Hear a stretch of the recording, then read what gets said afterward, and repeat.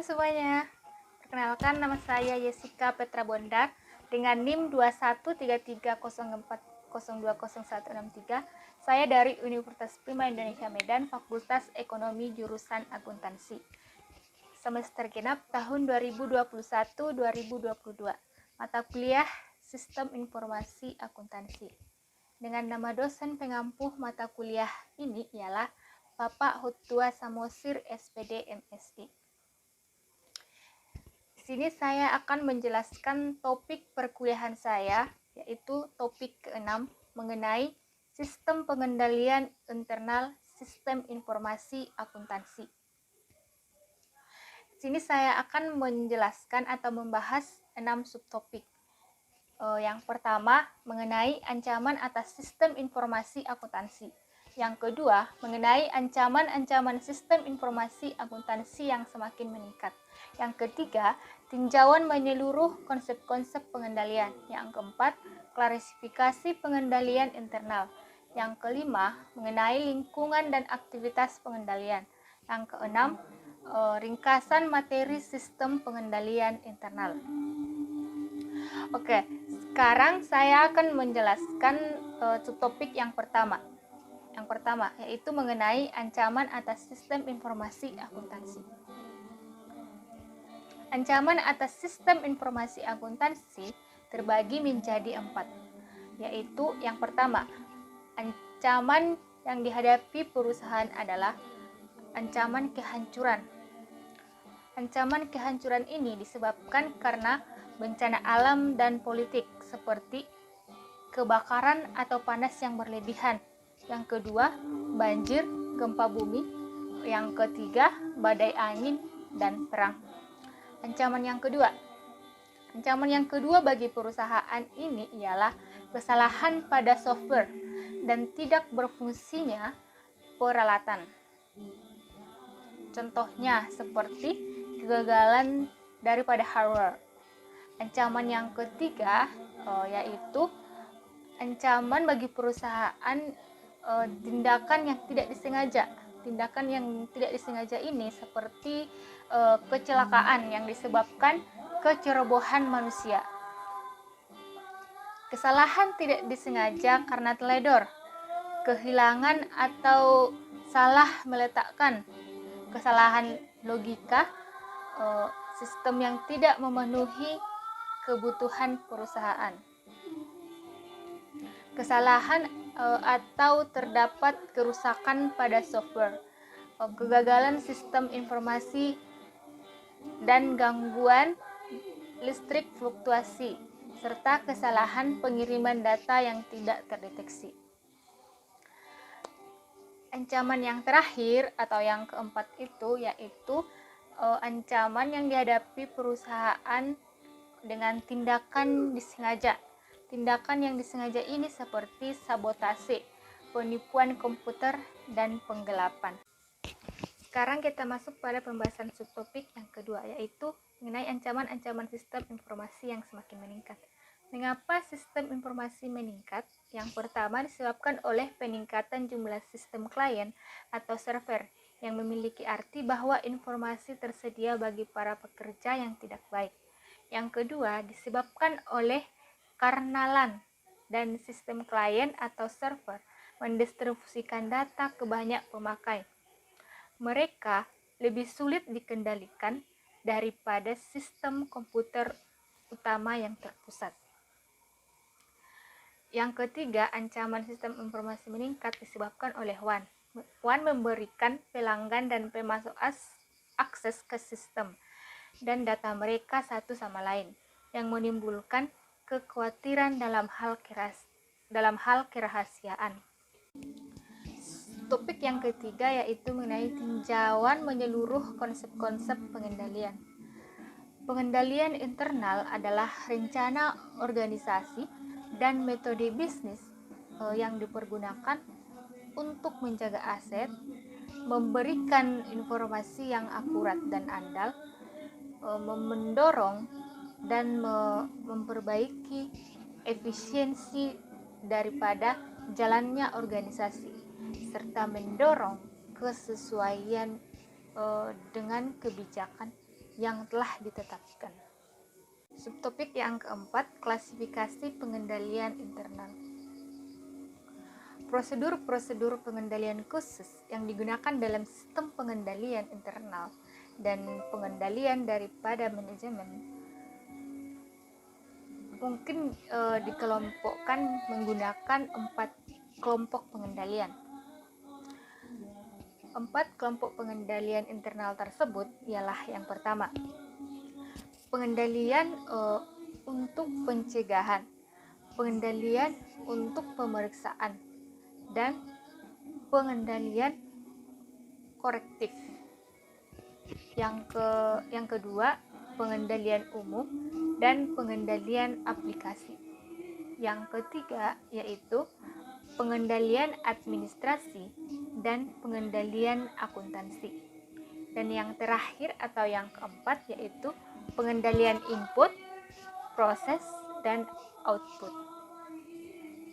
Ada 5 komponen model pengendalian internal COSO yang saling berhubungan. Yang pertama yaitu lingkungan pengendalian. Yang kedua, aktivitas pengendalian.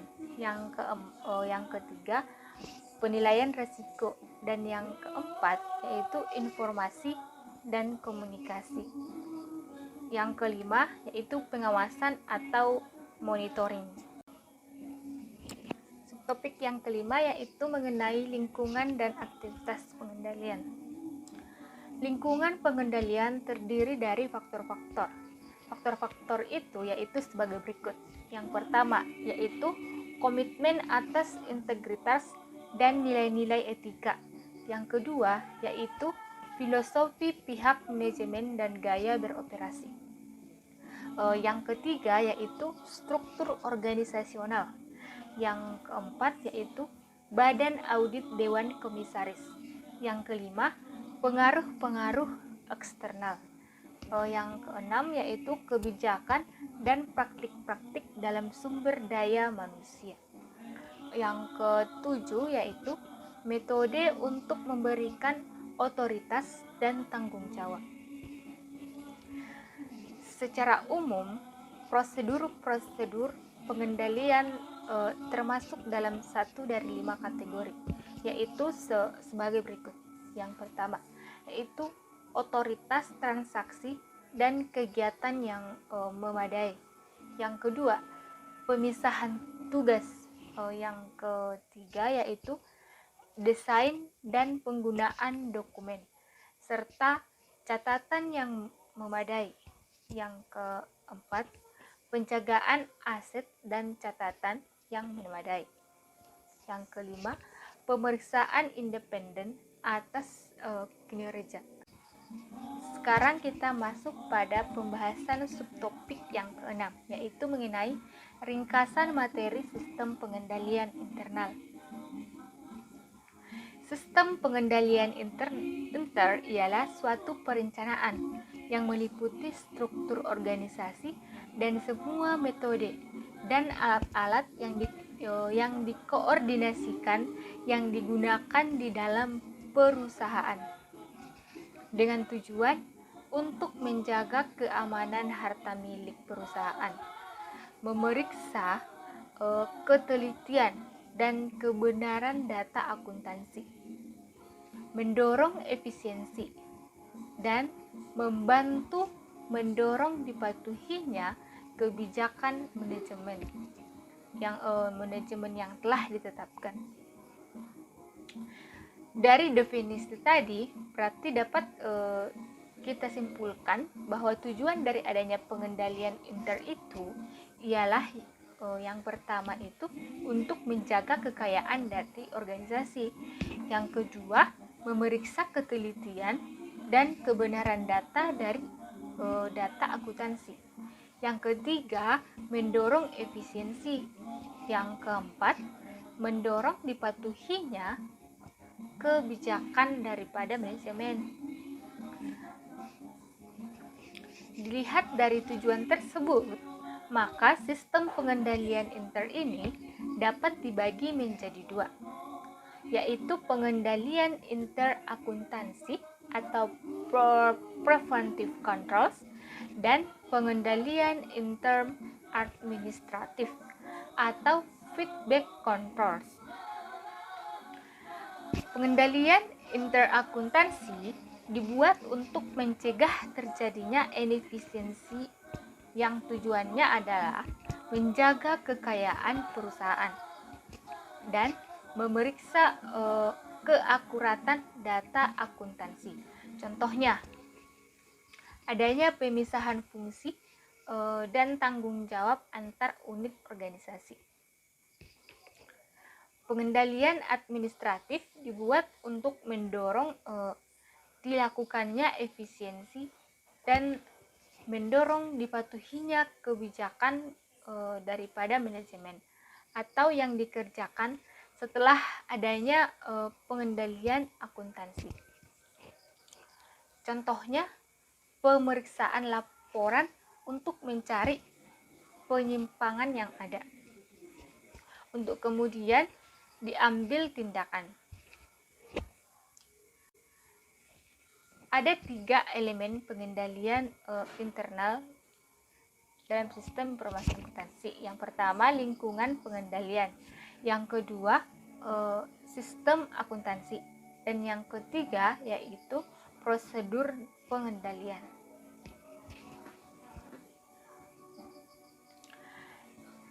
Lingkungan pengendalian. Lingkungan pengendalian dari suatu organisasi menekankan pada berbagai macam faktor yang secara bersamaan mempengaruhi kebijakan dan prosedur pengendalian. Filosofi dan gaya operasional manajemen. Filosofi adalah seperangkat keyakinan dasar yang menjadi parameter bagi perusahaan dan karyawannya, atau menggambarkan apa yang seharusnya dikerjakan dan yang tidak dikerjakan. Gaya operasional mencerminkan ide manajer tentang bagaimana kegiatan operasi suatu perusahaan dapat dikerjakan, atau filosofi perusahaan dikomunikasikan melalui gaya operasi manajemen. Struktur organisasi salah satu manajemen kunci dalam lingkungan pengendalian adalah struktur organisasi. Struktur organisasi menunjukkan pola wewenang dan tanggung jawab yang ada dalam suatu perusahaan, atau desentralisasi maupun sentralisasi. Dewan Komisaris dan Audit Komite Dewan Komisaris merupakan penghubung antara pemegang saham dengan baik dengan pihak manajemen perusahaan, dan pemegang saham mempercayakan pengendalian atas manajemen melalui Dewan Komisaris, atau jadi semuanya tergantung dari Dewan Komisaris. Komite audit dibentuk oleh Dewan Komisaris untuk melaksanakan pengawasan terhadap pengendalian operasional.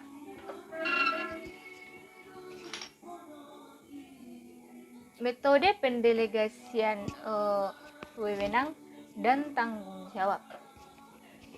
Yang pertama, metode pendelegasian atau wewenang dan tanggung jawab mempunyai pengaruh yang penting dalam lingkungan.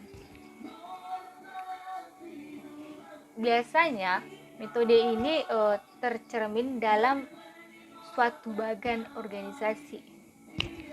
Metode pengendalian manajemen lingkungan pengendalian juga dipengaruhi oleh metode manajemen. Metode ini meliputi pengawasan yang efektif, atau meliputi penganggaran.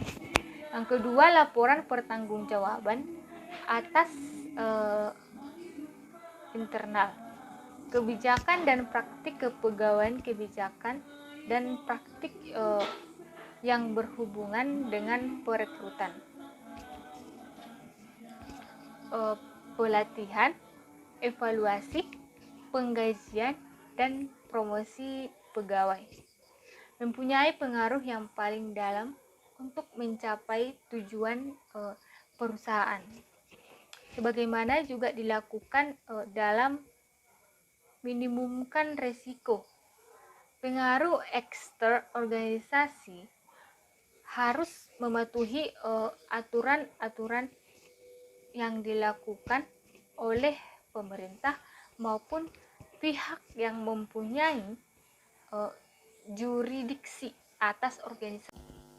Hal tersebut dapat berpengaruh pada pengendalian inter perusahaan.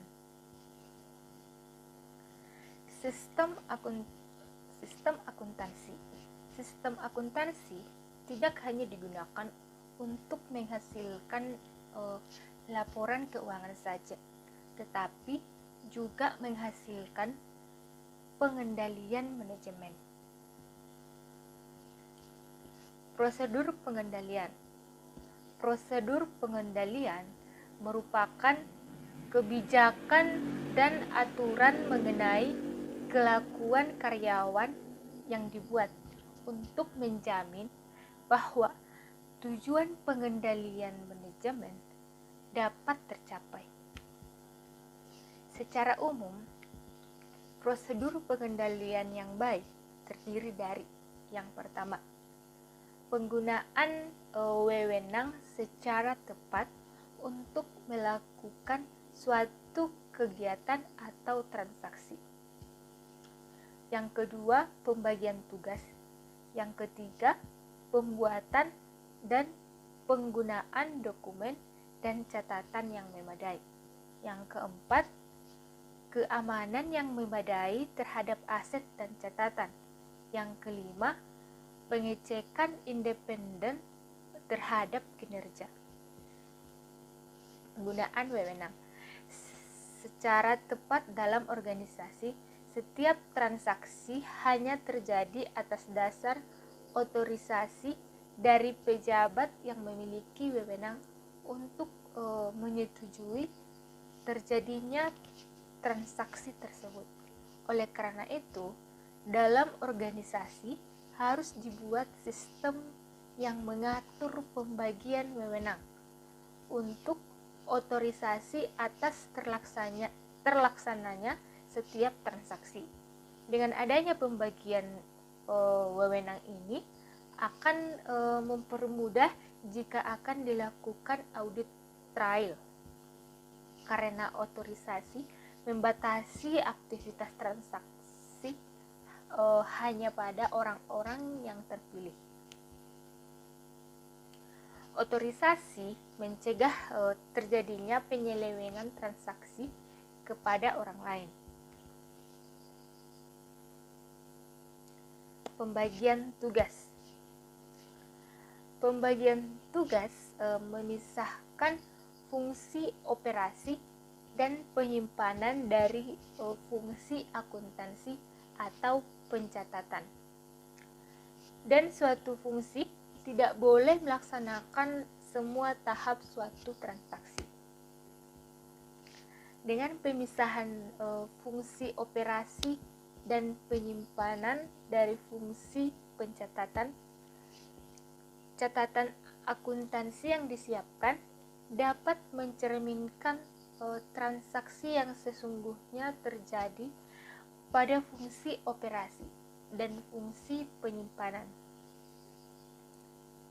Jika semua fungsi disatukan, akan membuka kemungkinan terjadinya pencatatan transaksi yang sebenarnya tidak terjadi, sehingga informasi akuntansi yang dihasilkan tidak dapat dipercaya kebenarannya. Dan sebagai akibatnya, kekayaan organisasi tidak terjamin keamanannya. Dokumen dan catatan yang memadai. Prosedur harus mencakup perancangan dan penggunaan dokumen dan catatan yang memadai untuk membantu meyakinkan adanya pencatatan transaksi dan kejadian secara memadai. Selanjutnya, dokumen dan catatan yang memadai akan menghasilkan informasi yang teliti dan dapat dipercaya mengenai kekayaan, utang, pendapatan, dan biaya suatu organisasi, atau biasanya dilakukan berdampingan dengan penggunaan wewenang secara tepat.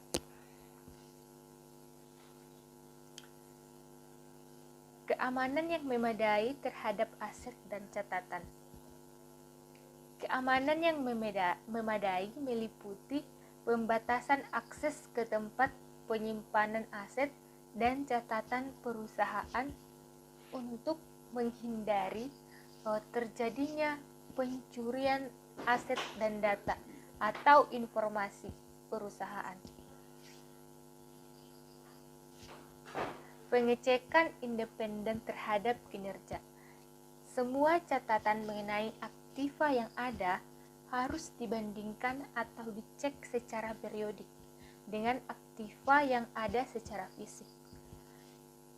Pengecekan ini harus dilakukan oleh suatu unit organisasi yang independen atau selain unit fungsi penyimpanan, unit fungsi operasi, dan unit fungsi pencatatan untuk menjaga objektivitas pemeriksaan. Pengendalian internal pada lingkungan. Pemrosesan data elektronik. Yang pertama, sistem pengendalian inter dalam perusahaan yang menggunakan manual sistem dalam akuntansinya lebih menitik beratkan pada orang yang melaksanakan sistem tersebut atau people oriented. Yang kedua, jika komputer yang digunakan sebagai alat bantu pengolahan data, akan terjadi pergeseran dari sistem yang berorientasi pada orang ke sistem yang berorientasi pada komputer atau komputer oriented. Yang ketiga, pengendalian interakuntansi dalam lingkungan pemrosesan data elektronik dibagi menjadi pengendalian umum dan pengendalian aplikasi. Pengendalian umum. Pengendalian umum merupakan standar dan panduan yang digunakan oleh karyawan untuk melakukan fungsinya. Unsur pengendalian umum ini meliputi organisasi, prosedur, dan standar untuk perubahan program, pengembangan sistem, dan pengoperasian fasilitas pengolahan data. Organisasi dalam manual sistem. Pengendalian dilaksanakan dengan memisahkan fungsi-fungsi pokok atau operasi, penyimpanan, dan akuntansi. Suatu transaksi akan dilaksanakan oleh fungsi operasi jika ada otorisasi dari yang berwenang. Hasil transaksi akan disimpan oleh fungsi penyimpanan dan transaksi yang terjadi akan dicatat oleh fungsi akuntansi. Dalam sistem komputer, fungsi pokok tersebut sering digabungkan di dalam wujud program komputer, sehingga penggabungan ketiga fungsi tersebut memerlukan metode metode pengendalian yang khusus. Contohnya dalam sistem manual persediaan barang, pemisahan dilakukan dalam fungsi operasi atau pembelian dan fungsi penyimpanan atau gudang dengan fungsi akuntansi atau pencatatan persediaan. Sehingga pada akhir periode dapat dilakukan pengecekan silang antar fungsi untuk mengetahui jumlah sisa persediaan. Dalam sistem komputer, program komputer dirancang untuk membuat keputusan kapan persediaan harus dipesan dan sekaligus dapat menerbitkan dokumen pemesanan pembelian. Jika barang sudah diterima, maka komputer melakukan pencatatan terhadap yang diterima dan membuat dokumen laporan penerimaan barang. Untuk menciptakan sistem pengendalian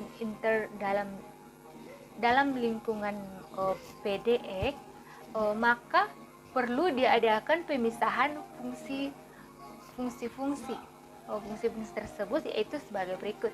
Yang pertama, fungsi perancangan sistem dan penyusunan program. Yang kedua yaitu fungsi operasi fasilitas pengolahan data. Yang ketiga yaitu fungsi penyimpanan program dan kepustakaan. Pemisahan tersebut dilakukan dengan tujuan. Yang pertama, pemisahan ini akan menciptakan cross-check terhadap ketelitian dan kewajaran terhadap perubahan yang dimasukkan ke dalam sistem. Yang kedua, yaitu untuk mencegah seseorang yang tidak berhak untuk mengakses komputer.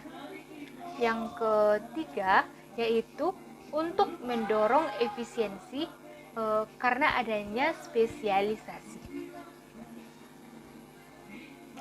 Pengendalian terhadap sistem dan program pengendalian umum yang bersangkutan terhadap sistem dan program meliputi yang pertama, prosedur penelaahan dan pengesahan sistem baru. Yang kedua, prosedur pengujian program.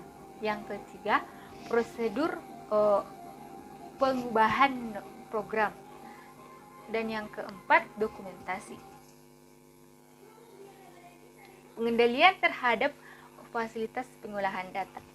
Fasilitas pengolahan data meliputi 4 bidang utama. Yang pertama, operasi konversi data. Yang kedua, operasi komputer. Yang ketiga, perpustakaan.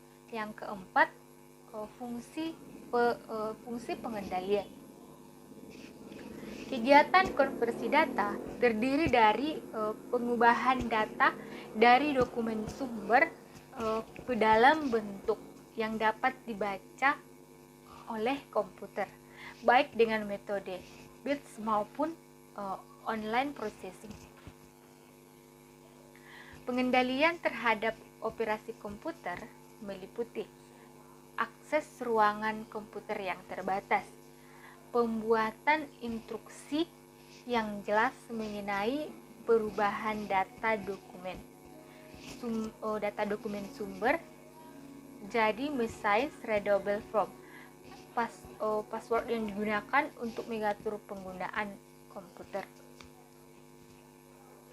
Pengendalian terhadap arsip data dan program yang disimpan harus dilakukan oleh karyawan perpustakaan dalam tempat yang terlindung dengan baik, meliputi prosedur dalam penyimpanan, penjagaan keamanan fisik terhadap arsip komputer, prosedur pembuatan backup, pengendalian terhadap penggunaan arsip yang disimpan dalam perpustakaan.